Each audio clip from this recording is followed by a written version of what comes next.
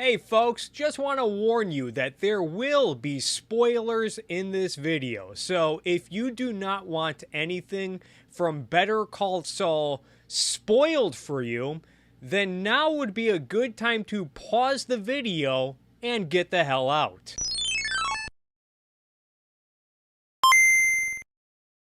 In the early episodes of Better Call Saul, we are presented with a few clashes between Jimmy Mcgill and Mike Ehrmantraut at the parking booth. What appear to be somewhat meaningless scenes articulate a clash between two characters who are inversions of one another. Jimmy Mcgill is a lawyer, a man of the law with a complete disregard for ethics, who is constantly looking to bend, if not outright break, the rules, whose primary skills are manipulation, deception, charm, and swindling. This is a stark contrast to Mike Ehrmantraut, who is a professional criminal who tries to adhere to a strict code of conduct in his work, one of which being that when he agrees to a job, he will live up to his word and performs whatever duties are asked of him. Their early clashes result in Jimmy having a meltdown, for Mike is one of the few people in this show who refuses to tolerate any of Jimmy's bullshit. Well, either I'm going to leave, or I'm going to put my foot in your skull. Even their respective backstories are somewhat of an inversion of one another. We find out early on that Mike is recovering from guilt over corrupting his son, Maddie, before Maddie's murder. Mike reveals that his son was trying to be a good, upstanding police officer in a Philadelphia department riddled with corrupt police officers. Maddie was offered dirty money from his fellow officers and considered reporting their corruption in the name of justice, before Mike, a police officer himself, convinced Maddie to just take the money and try to do his best out of fear that the other corrupt officers would kill Maddie. Maddie ends up accepting the money and not reporting his partners, but ends up getting murdered anyway. We find out through Jimmy's brother Chuck that their father was the epitome of good, and what drove him to an early death was the downfall of his convenience store, which Jimmy had stolen thousands of dollars from for years, eventually forcing Jimmy's dad to sell the business, which eventually led to his suicide soon after. And at the funeral, nobody cried harder than Jimmy. Even Nacho Vargas sort of fits in with all of this, as his life in the criminal underworld ends up bringing threats to his father's life. This forces Nacho to make increasingly riskier decisions. Just like Mike pressured his son Maddie into taking dirty money in an attempt to save his life, Nacho pressures his father into taking money from drug lord Hector Salamanca for the same reason. It's hard to describe what kind of show Better Call Saul is. One minute, it's a law drama featuring a variety of courtroom battles and backroom deals between lawyers. The next thing you know, you're watching a crime drama like that of The Sopranos or Sons of Anarchy, featuring character arcs and storylines about rival cartel members in the criminal underworld of Mexico and Albuquerque. But it also serves as a family drama, as much of the show focuses on the strained relationship between Jimmy and Chuck Mcgill. And then there's of course the comedy elements. Seeing Jimmy use a variety of wacky stunts to pull off his cons, some of which you just want to laugh at because you could conceive of such cons being portrayed as pranks on a comedy show like Impractical Jokers or MTV's Punk'd. But at the same time, you feel bad for laughing because these cons have serious consequences with people getting hurt. And then there's the impeccable character development, logic, and storytelling throughout the series. Jimmy is obviously a flawed character, with some of his flaws being that he lacks identity and is a second-hander, which is illustrated right away with his attempts to cash in on his older brother's reputation as a lawyer, going as far to violate HHM's intellectual property by copying their logo before getting a cease and desist order. But then Jimmy ends up using intellectual property law later on in the series to essentially blackmail Mesa Verde, who used a photographer's photo as inspiration for the bank's logo. We find out that Chuck begrudgingly used his skills as a lawyer to get Jimmy out of jail for his Chicago sunroof incident. He defecated through a sunroof. But first, Chuck threatens to walk out and leave Jimmy in jail if he does not promise to give up his life of con artistry and turn his life around for the better. A tactic that Jimmy ends up using himself later on when he decides to specialize in criminal law. But the scene with Chuck and Jimmy in jail also illustrates an inversion in how the two brothers make decisions about one another. As early on we see that Jimmy is advised by Chuck's doctor to have Chuck committed to a mental health institution for his mental health condition, which could potentially help Chuck overcome his condition and turn his life around for the better, but Jimmy refuses to do so. And then there's the constant use of irony and foreshadowing. As part of a ruse to get fired from Davison, Maine so he can leave his job while also keeping his benefits, Jimmy refuses to flush the toilet in the bathroom under the pretense of saving water, which angers his boss, Clifford Maine. Then a few seasons later, when Jimmy is hiking through the desert with Mike, Jimmy uses his Davis and Maine water bottle to store his own pee so he can use it later to avoid dehydration. When Jimmy succeeds in getting Lalo Salamanca's bail set, the first person Jimmy sees afterward is Howard Hamlin, who unexpectedly confronts Jimmy about destroying his car and playing pranks on Howard, before Jimmy tries to intimidate Howard, bragging about how powerful he has become. Lightning bolts shoot from my fingertips! Then when Howard confronts Jimmy and Kim after they ruin his career and reputation, a now freed Lalo Salamanca unexpectedly shows up and murders Howard. And I could go on all day about the brilliant use of symbolism. There's no shortage of other videos on YouTube dedicated to this topic.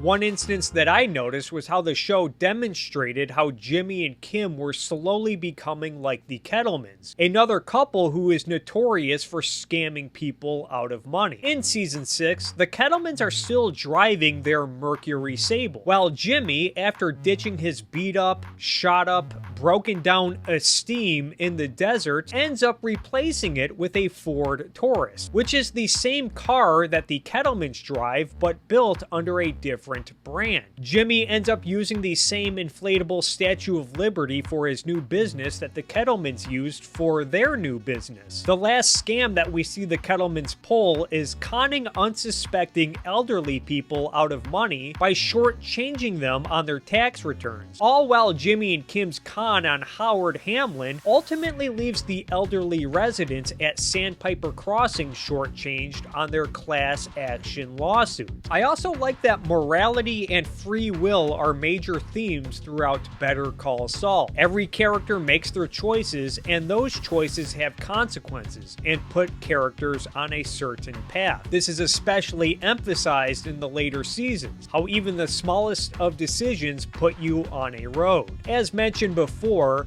Mike tries to adhere to a strict code of ethics in his criminal work, one of which is that civilians, people who are not in the game, are off limits. He wasn't in the game. Which brings him into conflict with the Salamancas. It even brings Mike into conflict with Gus Fring at times, who was able to recruit Mike by exploiting Mike's sympathy for revenge. One thing that I did not like about Better Call Saul at first was that it seemed like the characters who were presented as morally good were doomed to pay a price for it. Mike's son was the one upstanding police officer, and because of it, ended up getting killed by his fellow officers. Jimmy's dad was described as the epitome of good, but ended up killing himself as a consequence of the choices Jimmy made. But then we're also presented with Nacho's father, Papa or Poppy. Here's Poppy. Being another character presented as good, hardworking and courageous, but ends up avoiding death because Nacho ultimately decides to face the consequences of his actions, which unfortunately for Nacho meant death. As Mike told him at one point, "You jumped in with both eyes wide open."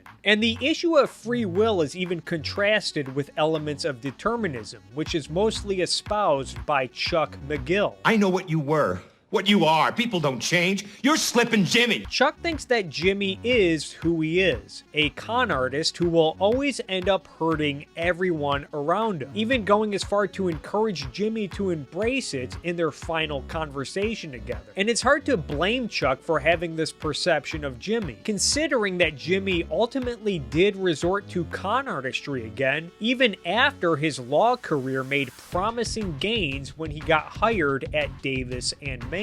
Jimmy even ends up projecting this deterministic view on the low-level criminals he eventually deals with after giving away his drop phones. This is contrasted with Kim Wexler, who thinks of her criminal clients as people who just need a second chance. And she also has this feeling toward Jimmy, although in the case of Jimmy, she also enjoyed the thrill of orchestrating scams despite Jimmy's warnings at times. But Chuck's deterministic view is contradicted by how some of the characters are presented, demonstrating that people are capable of changing, either for the better or worse, especially when people reach their limits, whether it be the veterinarian deciding to get out of the game after seeing how dangerous dealing with the cartel can get. We also see this when Buddy draws the line at scamming the cancer patient. We also see Kim Wexler change a few times, with her feeling guilt after Chuck's meltdown in court, as well as Kim rethinking her career after nearly dying in a car accident, and then deciding to leave Jimmy after Howard gets murdered, realizing that they hurt everyone around them, and then coming clean about all of the horrible things that she did after being confronted by Jimmy over the phone years later. Howard Hamlin's murder was especially tragic since Howard was one of the positive cases of someone changing for the better following Chuck's suicide. Howard was never a bad guy. For the most part, he was forced to make difficult decisions and make the best of difficult situations surrounding Chuck and Jimmy's drama, but also at times acted cold, hard, and condescending toward Jimmy and Kim. But then after Chuck's suicide, which Howard took responsibility for, not knowing that Jimmy was the one really responsible for messing up HHM's malpractice insurance, Howard manages to overcome depression and insomnia while turning around HHM after the firm's finances and reputation were destroyed, going as far to own his mistakes by offering Jimmy a job at HHM, a job that Jimmy himself once dreamed of. We eventually find out that while Howard was hard on Kim, he was a man of his word, saying that he was hard on Kim because he wanted to bring out the best in Kim, confirmed later by Howard's wife Cheryl, who told Kim that Howard spoke highly of Kim as a lawyer. Going back to Chuck, his deterministic view of the world is not the thing that motivates his hostility toward Jimmy, as Chuck was both passionate about the law and somewhat jealous of Jimmy's ability to charm people. Despite any jealousy toward Jimmy, Chuck never wanted to keep Jimmy down for the sake of keeping him down. It was more so the fact that Chuck considers the law to be sacred.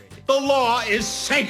And that it's dangerous for someone as reckless as Jimmy to practice it. Slippin' Jimmy I can handle just fine, but Slippin' Jimmy with a law degree is like a chimp with a machine gun. And Chuck's words would become prophetic, seeing how Jimmy's law career played out.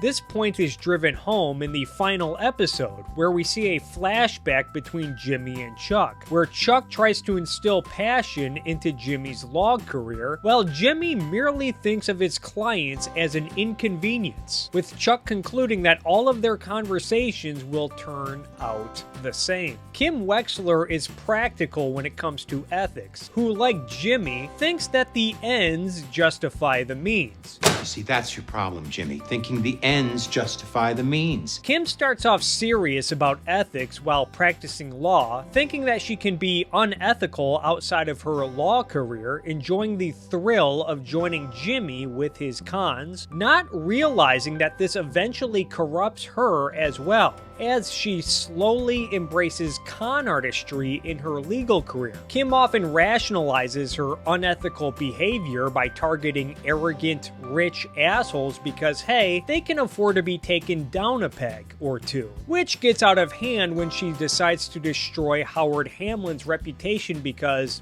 after all, it's just a career setback, which is the same rationale Jimmy had when he screwed over Chuck to help Kim. And besides, Kim would be using the expedited settlement money from the Sandpiper case to help fund her compassionate law practice. In the end, we can at least see that Kim's passion for helping the little guy is genuine, as she decides to volunteer at a legal center in the final episode. It was not something she did just to make up for all of the horrible things she was guilty of. And then there's of course the main character, Jimmy Mcgill, aka Saul Goodman, aka Gene Takovic. A young Jimmy Mcgill adopts the notion that the world is nothing but wolves and sheep, and that he needs to figure out which one he's gonna be. Wolves and sheep. Huh? Nothing. The fact that Jimmy's dad is a sucker for grifters reinforces this view in Jimmy's mind, leading him to believe that the only way to survive and get ahead in this world is through either working like a sheep or preying on others like a wolf. They're not going to give it to you, so what? You're going to take it. You're going to do whatever it takes. Do you hear me?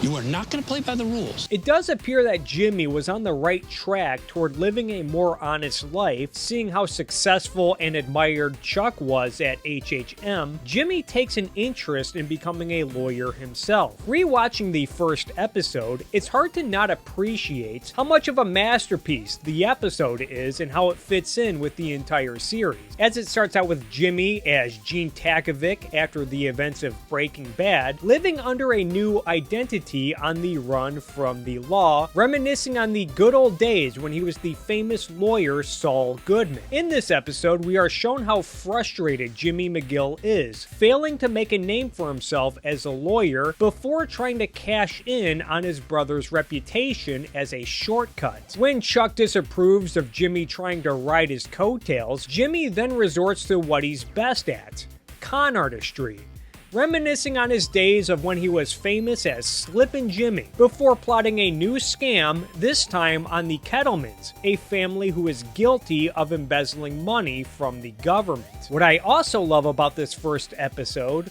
is when Jimmy tries to convince Chuck to cash out of HHM before Chuck explains the consequences. Doing so would potentially bankrupt the firm, leaving all of the firm's clients out in the cold. Everyone who works at the firm would be out of a job, including Kim Wexler and her promising law career, before encouraging Jimmy to embrace his public defense clients because these are people who need good representation, and it would also serve as good experience for Jimmy, who in this scene and throughout the entire show only treated the law as a means to an end. Then by season 6, we get all of the consequences that Chuck Mcgill warned about, as Jimmy and Kim's con on Howard ends up in the obliteration of HHM, and motivates Kim to end her law career, to which Jimmy begs Kim to think of all of her pro bono clients. It's hard to not appreciate how this show manages to tie everything together. Also in this episode, we get a little taste of each of Jimmy's identities, from Gene Takovic to Saul Goodman to James Mcgill and Slippin' Jimmy,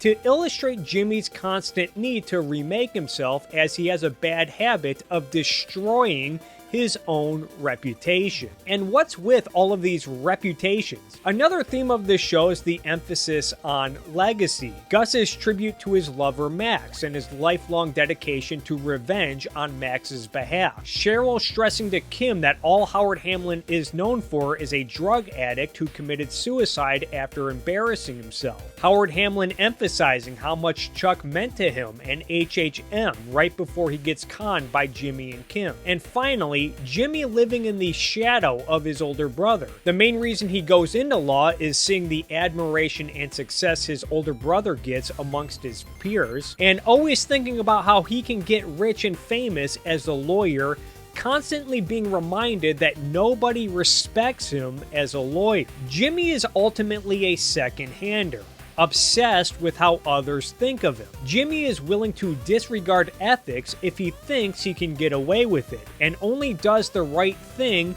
for the sake of making others proud of him, starting with Chuck and then essentially replacing Chuck with Kim. We see this in Season 2 when Jimmy immediately changes his behavior during a meeting at HHM when Kim denies him the affection he's looking for. And then in the final episode, when Jimmy decides to come clean about everything after learning that Kim confessed about what happened to Howard Hamlin, and because Kim was now in the courtroom watching, looking for Kim's approval after each confession he makes, visibly disappointed when he does not get the reaction that he's looking for from Kim. Jimmy also tries to take credit for Walter White's drug empire, before which reverting back to the name Jimmy Mcgill. And then on the prisoner bus, Jimmy is noticeably smiling on the bus when his fellow prisoners cheer him on. I do like that the final episode once again reminds the viewers how seemingly little decisions have lifelong consequences. In the case of Mike Ehrmantraut,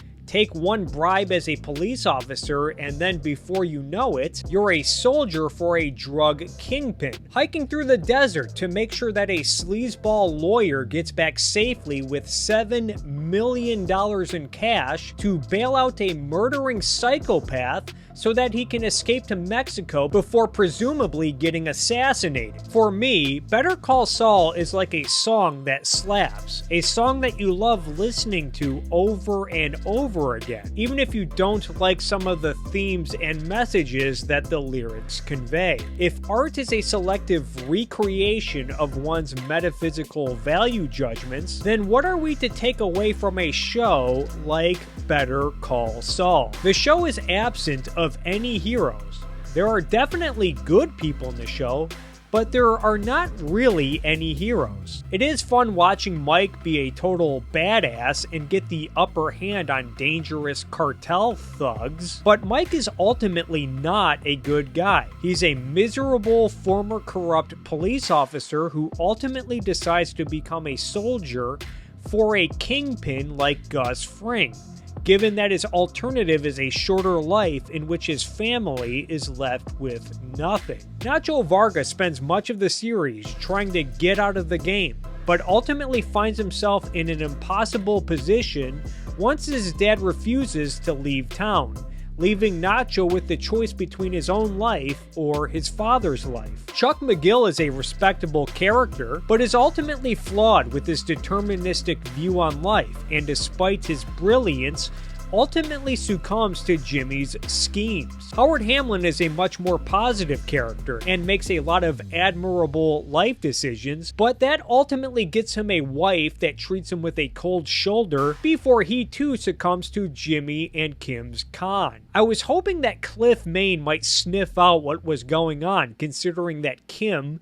did not attend the meeting that Cliff had set up for her, along with Cliff's prior experience with Jimmy at his law firm, but in the end, even Cliff ultimately gets duped. And of course, the two main characters of the show, Jimmy Mcgill, aka Saul Goodman, aka Gene Takovic, and Kim Wexler, end up corrupting one another, dedicating their talents to destroying people as a means to an end, and end up becoming miserable shells of their former selves. What's the world that Better Call Saul portrays? A world where good people in the world are just gullible sheep, vulnerable to any con artist who's talented and charismatic enough to scam them? But it's also a show about how your choices in life do matter, and that breaking the rules and a disregard for ethics leads to a path of self-destruction, which they convey by showing a character who makes all the wrong decisions. It's almost like Saul Goodman is the anti-Ted Lasso, a show about an American football coach turned soccer coach who tries to bring out the best in everyone around him. Although Ted Lasso is an ongoing show worthy of its own analysis. One of the most fitting images of this show is the episode where Saul has to hike with Mike through the desert. Recall that even his wife, Kim Wexler, told him that you're always down. Kick a man when he's down. Jimmy, you are always down. I feel like this image really sums up Jimmy McGill. He's always down, in the dirt, defeated, with blood on his hands. And no amount of money will ever make up for that. Anyway, I could go on all day talking about everything that I like and appreciate about this show. And there's no shortage of videos from other YouTubers who have analyzed Better Call Saul over the years. But I thought I would make my own video giving my own thoughts on Better Call Saul. Anyway, I hope you guys enjoyed this video and feel free to let me know what you think in the comments down below.